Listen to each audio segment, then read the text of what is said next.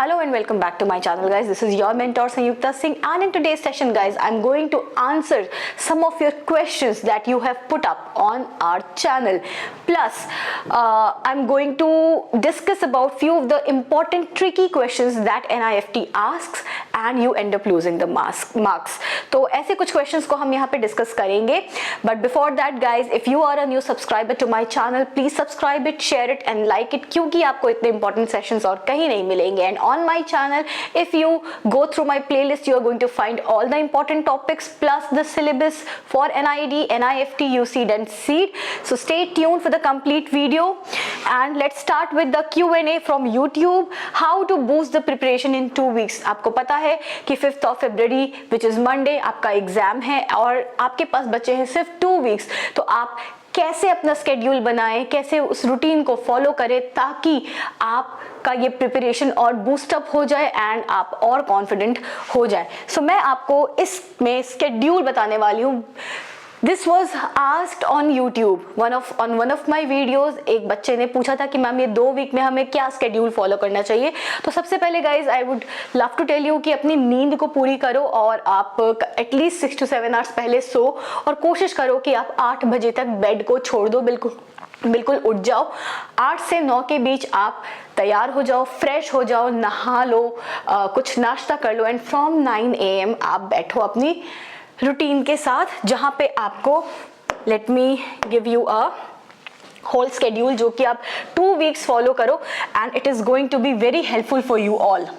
So 9 AM to 12 PM do creative questions. मतलब at least 3 to 4 questions की practice करो इस 3 घंटे में, ताकि आपकी प्रैक्टिस हो जाए 3 घंटे बैठने की लगातार प्लस 4 क्वेश्चंस, क्योंकि 3 क्वेश्चंस तो हर बार आते हैं. अगर 4 आ गया तो उस केस में क्या करोगे. सो दैट्स वाई कम से कम 4 क्वेश्चंस की प्रैक्टिस करो. Now from 12 PM to 2 PM take a break. बिल्कुल एक ब्रेक ले लो. आपको कहीं जाना है, कुछ खाना है, सोना है, you can take a break, because जब ब्रेक लोगे तभी आपको नेक्स्ट स्लॉट में बैठने के लिए एंड काम करने के लिए एक बूस्टअप मिलेगा. Again from 2 PM to 4 PM आप गैट की प्रैक्टिस करो. नाउ हर दिन डिफरेंट टॉपिक, डिफरेंट सब्जेक्ट को उठाओ. एक दिन इंग्लिश कर लिया, एक दिन जीके कर लिया, एक दिन रीजनिंग कर लिया, एक दिन मैथ्स कर लिया. ये आपका 4 days, मंडे टू थर्सडे का रूटीन मैं आपको बता रही हूँ. एंड उसके बाद again 4 PM to 7 PM take a break. Now from 7 PM to 10 PM previous years mock CAT के जितने भी आए हैं आप ये प्रैक्टिस करोगे. आपने 2011 से शुरू किया, 12, 13, 14, 15, 16, 17, आप पूरा हर दिन, एक दिन 2011 का कर लिया, फिर 2015 का कर लिया, 2017 का कर लिया. तो ये आपने 7 से 10 अगेन 3 घंटे मॉक की प्रैक्टिस की. उसके बाद 10 PM to 12 PM आप गैट के मॉक की प्रैक्टिस कर लो. Again previous year. तो ये आपका मंडे टू थर्सडे का मैंने आपको रूटीन बताया है जो कि आपको फॉलो करना चाहिए हर दिन का.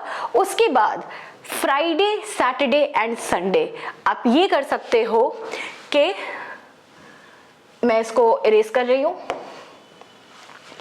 आपने स्क्रीनशॉट नहीं लिया होगा तो आप थोड़ा सा वीडियो को बैक करके स्क्रीनशॉट ले सकते हो. आप जो आपका फ्राइडे, सैटरडे एंड संडे है, इसमें आप क्या कर सकते हो. फ्राइडे को सिट फॉर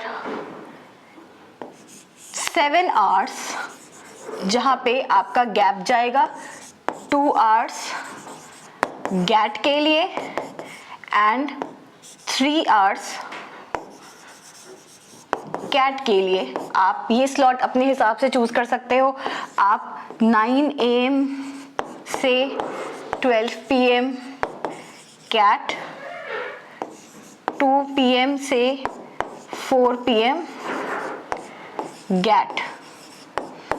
इसका आपको देना है मॉक। अगर आपको मॉक कहीं से भी मिल रहा हो, सैंपल पेपर्स आपको कहीं से भी मिल रहे हो, कोई इंस्टीट्यूट प्रोवाइड कर रहा हो जैसे कि हम भी प्रोवाइड कर रहे हैं, या फिर किसी वेबसाइट से मिल रहा हो, या फिर हो सकता है कि आप किसी कोचिंग में होगे, तो आप सबसे ज्यादा मॉक्स देने की कोशिश करिए, बिकॉज मॉक्स आपके ना तो सिर्फ टाइम मैनेजमेंट में हेल्प करेगा, बल्कि that is going to boost up your confidence also. एक सेम पैटर्न पे कोशिश कीजिए कि आप इसको प्रैक्टिस कर पाए। अच्छा, मैं आपको एक सुझाव और देना चाहूंगी कि पेपर्स पे प्रैक्टिस करने से भी बेहतर होगा अगर आप कंप्यूटर की स्क्रीन पे प्रैक्टिस करेंगे, क्योंकि आपको आपका एग्जाम सीबीटी फॉर्मेट में होने वाला है। सो इस तरीके से जो फ्राइडे, सैटरडे एंड ये 2 दिन है, ये आप इसमें मॉक्स की प्रैक्टिस कीजिए।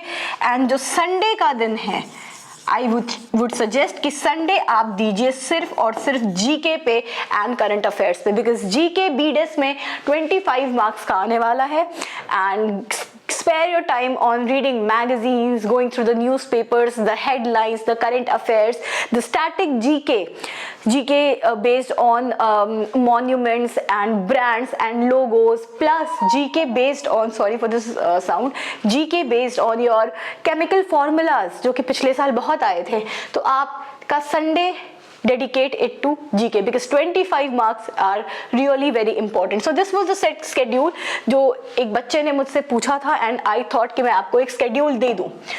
Now moving forward, important topics of GK. अब देखो, important topics of GK, Avinash sir is always like uploading the important topics and current affairs related to GK. आप बिल्कुल वो videos बिल्कुल भी मिस ना करें, उसको आप देखें। प्लस हमारे चैनल पे जितना भी art and craft based GK है, एम्ब्रॉयडरीज के जीके हैं, कल्चर बेस्ड जीके है, प्लस जो भी हमारा स्टैटिक जीके प्रोवाइड कर रहे हैं हम, आप वहाँ से हेल्प ले सकते हो। इसके अलावा मैं आपको कुछ इंपॉर्टेंट एरियाज बताने वाली हूँ, 1-2-3 टॉपिक्स जो कि प्रीवियस ईयर आ गए थे और बच्चे बिल्कुल प्रिपेयर्ड नहीं थे उन टॉपिक्स के लिए। उन टॉपिक्स को आप बिल्कुल कर लेंगे जीके में, along with the other topics जो कि हमने एक सेपरेट वीडियो बना करके आपको बताया हुआ है कि क्या क्या आप पढ़ोगे जीके के लिए। तो आपको केमिकल फॉर्मूलाज,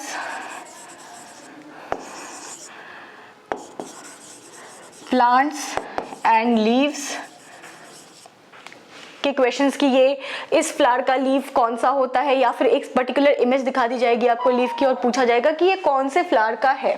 तो आपके इस टाइप के क्वेश्चंस हो सकते हैं जो कि आपके जीके में पूछे जा सकते हैं। प्लस मिनिस्टर एंड मिनिस्ट्रीज, ये भी आपका एक इंपॉर्टेंट एरिया है जिसको आपको पढ़ लेना चाहिए। इसके अलावा आपको और सारा स्टैटिक जीके और जो भी मॉन्यूमेंट, लोगोज एंड आपके ब्रांड एम्बेसडर्स से रिलेटेड है, ये सारे, मतलब जीके कैन बी एनोनिमस, कहीं से भी पूछा जा सकता है। तो आप इन इंपॉर्टेंट टॉपिक को भी कर लेंगे क्योंकि प्रीवियस ईयर यहाँ से क्वेश्चंस आए थे। केमिस्ट्री से बेस्ड क्वेश्चंस आ सकते हैं, फोर्स एंड पुलिस से बेस्ड क्वेश्चंस आ सकते हैं, तो इनको आप याद रखेंगे। Now there are 2-3 additional topics for practice जो आपको मैथ्स में भी ध्यान रखना है, अलॉन्ग विद द मैथ्स का सिलेबस जो भी मैंने आपको प्रीवियस वीडियोस में बताया हुआ है कि मैथ्स में क्या क्या टॉपिक इंपॉर्टेंट है जो आते हैं। बट उसके अलावा देयर आर 2-3 मोर टॉपिक्स जहां से आपके क्वेश्चंस पिछले साल आए थे and they can come this year also. The first one is trigonometry, यहां से क्वेश्चंस आ सकते हैं। The second one is sorry for the mistake, it is algebra, I guess G है, yes G है, algebra, trigonometry and algebra से भी आप क्वेश्चंस पढ़ लेंगे, आप वॉल्यूम से भी पढ़ लेंगे, प्लस आप प्रोबेबिलिटी से भी पढ़ लेंगे। बट ये वो 4 टॉपिक्स हैं जिससे क्वेश्चंस पिछले बार आए थे और ज्यादा आ गए थे, मतलब 3-4 क्वेश्चंस आ गए थे आपके। बट इसके अलावा जो भी आपका मैथ्स का सिलेबस है उसको आप बिल्कुल पढ़ेंगे, जिसमें आपका time and distance, permutation, profit loss, ये सब कुछ सारे टॉपिक्स है। Already we have a video on that. अगर आपको सिलेबस नहीं पता है तो आप वहां से देख सकते हो। मैं यहाँ पे सिर्फ 2-3 एडिशनल टॉपिक्स की बात कर रही थी, इसलिए मैंने आपको ये 3 भी बताए हैं। इंग्लिश कॉम्प्रिहेंशन की अगर मैं बात करूं तो इस बार इंग्लिश सिर्फ 40 मार्क्स का आने वाला है, आपको पता होगा। तो अगर मैं ये कहूं कि 4 कॉम्प्रिहेंशंस आने वाले हैं और उसके 5 क्वेश्चंस होंगे, तो ये मैं गलत भी हो सकती हूँ। हो सकता है कि आपके सिर्फ 3 कॉम्प्रिहेंशंस आए, हो सकता है कि आपके सिर्फ 4 कॉम्प्रिहेंशंस भी आए, बट हो सकता है कि वन ऑफ द कॉम्प्रिहेंशन में आपसे 7 क्वेश्चंस भी पूछे जा सकते हैं, और किसी एक कॉम्प्रिहेंशन से हो सकता है सिर्फ 2 क्वेश्चंस पूछे जाए। तो ये पॉसिबिलिटी हो सकती है कि कॉम्प्रिहेंशन जरूरी नहीं है हर साल it used to come 5 comprehensions, but 3 भी आ सकता है, 4 भी आ सकता है। एक से मेरा मतलब ये है कि एक कॉम्प्रिहेंशन के 2 क्वेश्चन भी हो सकते हैं, तो जरूरी नहीं है कि हर एक कॉम्प्रिहेंशन के 4-5 क्वेश्चंस होंगे। तो कॉम्प्रिहेंशंस लेंदी भी हो सकते हैं, because previous year the comprehensions were very lengthy. तो आप कॉम्प्रिहेंशंस की प्रैक्टिस जरूर कर लें। Now moving on, how to overcome the exam anxiety. I know this is the moment जहाँ पे आपको सबसे ज़्यादा anxiety फील हो रही होगी, आपको लग रहा होगा कि एग्जाम पास आ रहा है, अब मैं क्या करूँ, मेरी तैयारी अच्छी है नहीं है, ये आप खुद पे क्वेश्चंस उठा रहे होंगे। तो सबसे पहले आप क्या करेंगे, अगर आपको एग्जाम एंजाइटी हो रही है तो आप पेशेंस के साथ बैठ करके एनालाइज कीजिए कि आपने कितना प्रिपेयर किया है, कौन कौन से टॉपिक्स प्रिपेयर्ड हैं।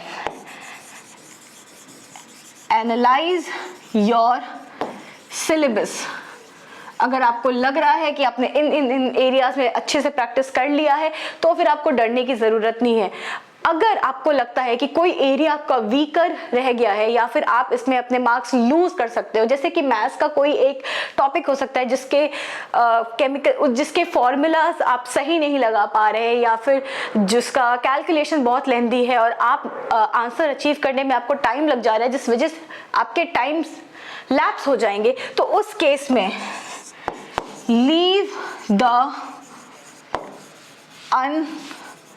confident topic, yes, because this is not the right time। जो आपका बेस्ट है उसको आप और बेस्ट कीजिए, उसको आप अपना स्ट्रेंथ बनाइए। जिसमें आपको लग रहा है कि आप नहीं कर पाओगे, अगर वो 1-2 टॉपिक ऐसा है जो आपको लग रहा है कि नहीं हो पाएगा, तो आप उन टॉपिक्स को छोड़ दीजिए। फिर number 3, GK.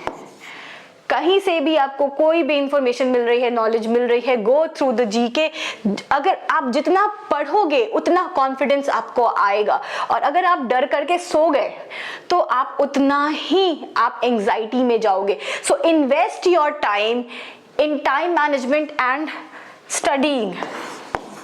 Invest your time in time management and practising.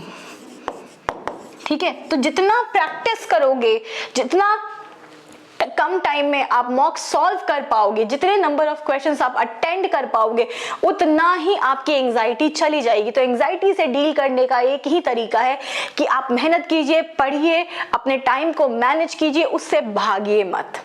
तो ये एक इंपॉर्टेंट आपका फॉर्मूला कह सकते हो टू डील विथ एंजाइटी। तो इस चीज को आप प्लीज ध्यान रखें।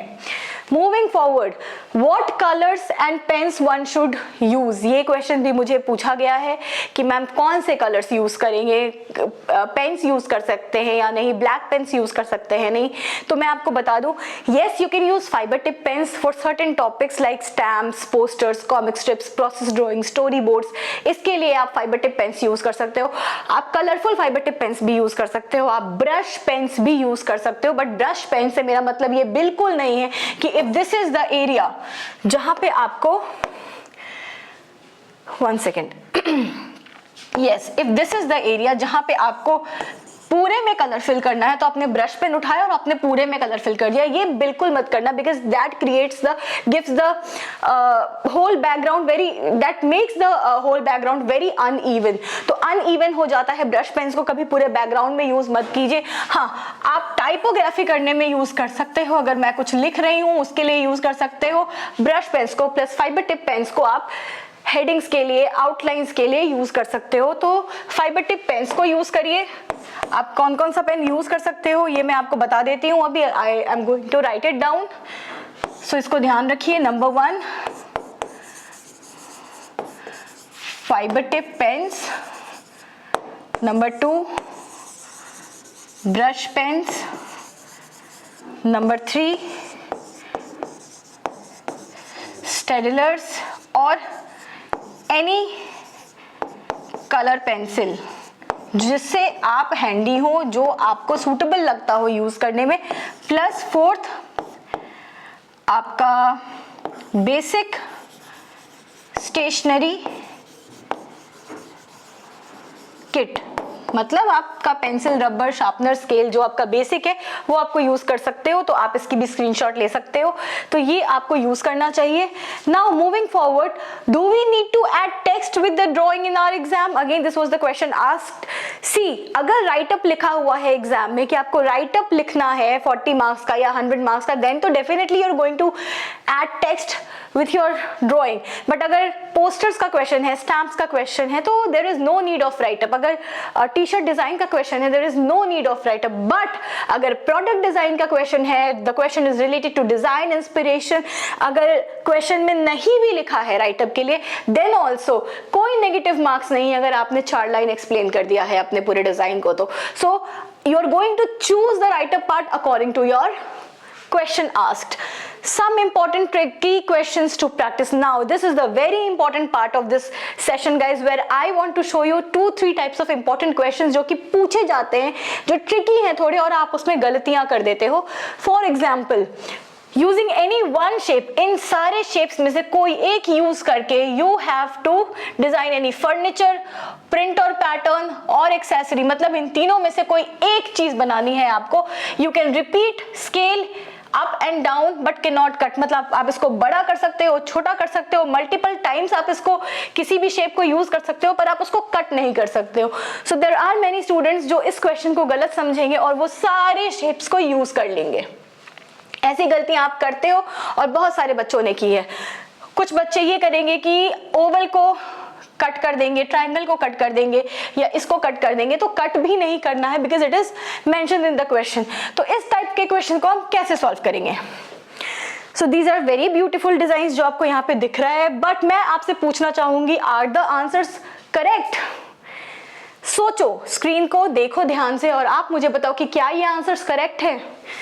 नहीं, ये आंसर्स करेक्ट नहीं है। इंस्पायर्ड के they are nice, hair accessory बनाई हुई है, ज्वेलरी बनाई हुई है, बट आप देखो ट्रायंगल भी है, रेक्टेंगल भी है, स्क्वायर का एरिया भी है, सर्कल भी है, तो इसमें मल्टीपल शेप्स को यूज कर लिया गया है। So this is wrong and same goes here. तो क्या हो सकता है correct answer? You can see here the correct answer can be, this is a print made from triangle, this is a jewelry or the accessory made from circles। तो इस type का अगर आपका एग्जीक्यूशन रहेगा, आउट ऑफ 30 और out of 40 you are going to get good marks, like out of 40 you can get 35 marks for this. तो इस तरीके से you have to do the answers. Question based on quotation. Now ये second type का question आता है जो कि quotations पे based होता है, which is what you seek is seeking you. तो सबसे पहले जब कोई भी quotation आपको मिलता है तो it is very important to understand the quotation. कुछ बच्चे क्या करते हैं कि same quotation को वो उस एरिया में बस लिख देंगे और बस कोई भी print या कुछ भी background में कोई color दे दिया and they think कि they'll get a good marks. नहीं, ये क्वेश्चन आपके कोटेशन को एज इट इज लिखने का बिल्कुल नहीं है। ये क्वेश्चन है कि आप इस कोटेशन से क्या समझते हो, उससे रिलेटेड मोटिव को आपको ड्रॉ करना होगा, चाहे in the form of T shirt और in the form of poster और in the form of illustration. So for example what you seek is seeking you के लिए we can have this also, मतलब हम जिस चीज को पाना चाहते हैं वो भी चाहता है कि वो हमें मिले। ठीक है, तो हर चीज को पाने के लिए हमें मेहनत करनी होती है और जब हमारी मेहनत जब हम सही में मेहनत करते हैं तो वो चीज जिसको हमें पाना है वो हमारे और करीब आते जाती है। तो इस टाइप का पॉसिबल सॉल्यूशंस हो सकता है द एंट वन, एंड ये बिल्कुल दिख रहा है इस मोटिव एंड प्रिंट के थ्रू कि 1 मतलब नंबर 1 पे आने के लिए आप भी चाहते हो और आपको मिल भी रही है वो चीज। सो डिपिक्टिंग थ्रू एन इलस्ट्रेशन, तो just I have given a example. Moving on, the third category of question which is based on work places. Now जब भी आपको किसी भी टॉपिक में कोई भी वर्क प्लेस बनाने को आता है, what you guys do, you end up making a just a area और अ स्पेस और a interior, you forget to add human figures.